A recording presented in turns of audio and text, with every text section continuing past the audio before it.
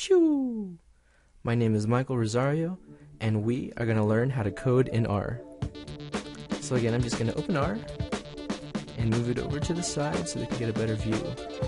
And today, we are going to be focusing on reading data.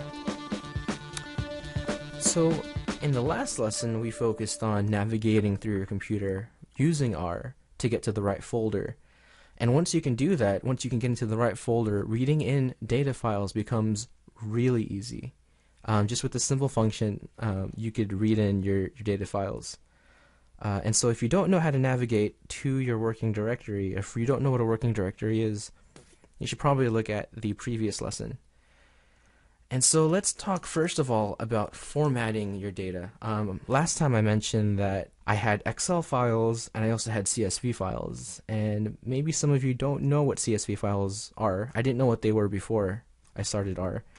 So I'm just going to navigate into my computer, go to the folder with my data, which is here 02, reading data. Let's move this over to the side. And what you can see here are I have copies of the data in different formats. So here you can see I have data 01, data 02, and they're both Excel spreadsheets. But I also have data 01 in CSV files. So let's look at the Excel file really quick. Most of your data are going to come into the form of an Excel spreadsheet. And although they're really good for putting in numbers and you know, they've sort of become the standard, they're not so good if you want to get them into R. There are ways to do it, but it's much easier to convert this Excel spreadsheet into a CSV. And what's a CSV? So let me show you really quick. This is the same data, but in CSV format. Now as you can see, maybe I'll try to get them side by side.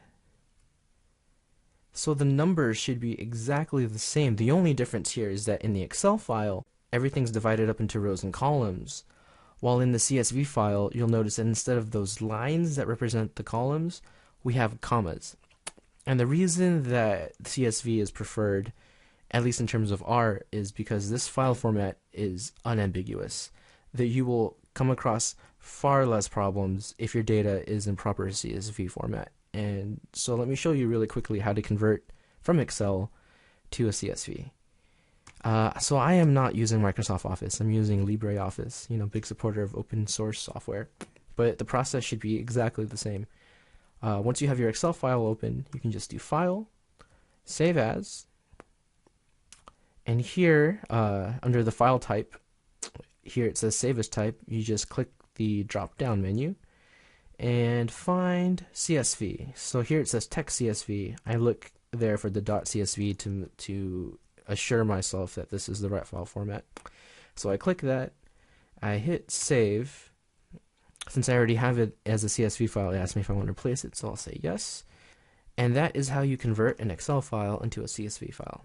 Alright, so I'm going to go back into R, and I'm now going to navigate into my working directory.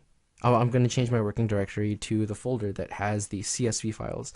And if any of this doesn't ring a bell, or if you don't know what a working directory is, please look at the previous lesson. It explains a lot of it.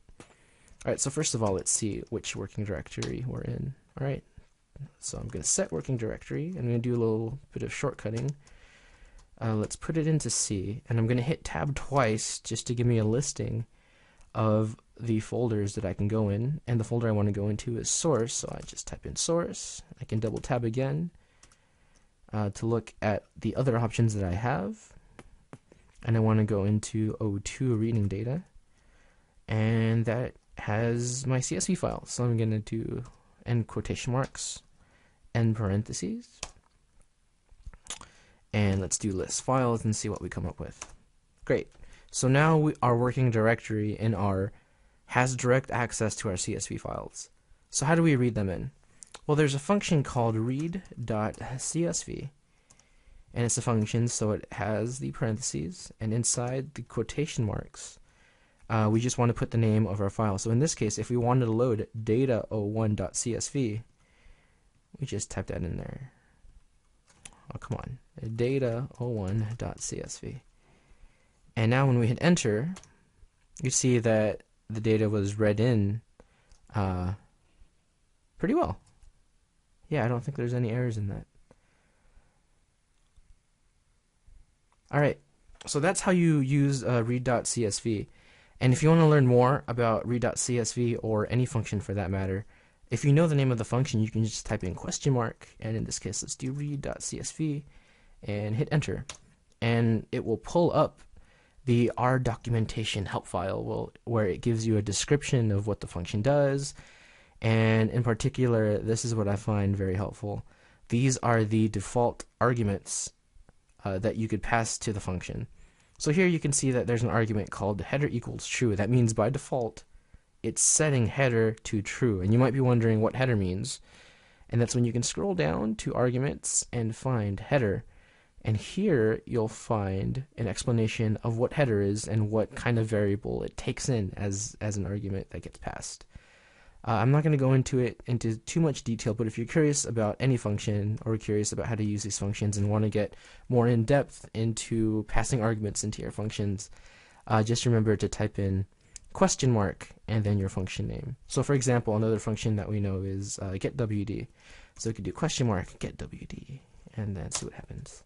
Right, and there we have a description of what that function actually does. Alright, great. So now we know how to read in CSV files into R. I'm going to go over one last thing in this lesson, which is how do you save this information into a temporary variable. So like suppose I didn't want to type in read.csv, whatever every single time. What if I just wanted to type instead data01 or data or just some arbitrary variable that you make up? So let's say we make our thing, let's call it data01. What we can do is we can hit equals, and then we can put in our function read.csv file name data1.csv. So now we hit enter, and it doesn't look like anything happened, but now when we type in data01, we get our table. And so there's another way to do it without using the equal sign, which I find a little bit more intuitive, which is, so let's say we wanted to make something data02, and let me convince you that data02 at this moment does not exist. If you type in data02 and you hit enter, you get nothing. Data2 not found, because we haven't created it yet. In this case, when we look at data1 equals read.csv, this line actually creates our data01 variable. So here, let's create our data02 variable. But let's start with read.csv, because usually this is how, in practice, I feel this is the order in which I usually end up typing commands. Read.csv, data02.csv, that looks fine. But we can't put equals here because our function is on the wrong side of the equals. Our function has to be on the right side. And you could go all the way back here and just write data02 equals. But you could also do this arrow, which is a dash greater than, which makes an arrow, and type data02. And what that does is it takes this function, it evaluates it, and it throws it into data02. So we hit enter, and now data02 should give us our second table. And of course, it also works the other way. You could make an arrow going this way, so we just say data03. Even though there's no third data table, we could just read.csv, and then we could just put data02 in there. And data03 should pop up. Great, so those are different ways to read in files and store them as temporary variables. And just play around with that. These data sets will be online for you to download and practice importing. But this is an essential step. If you can't get your numbers or your data into R, then you can't, there's nothing you can really do in R to work with your data if you can't get it in. So yeah, that was it. Have fun practicing and keep R'ing, keep sourcing.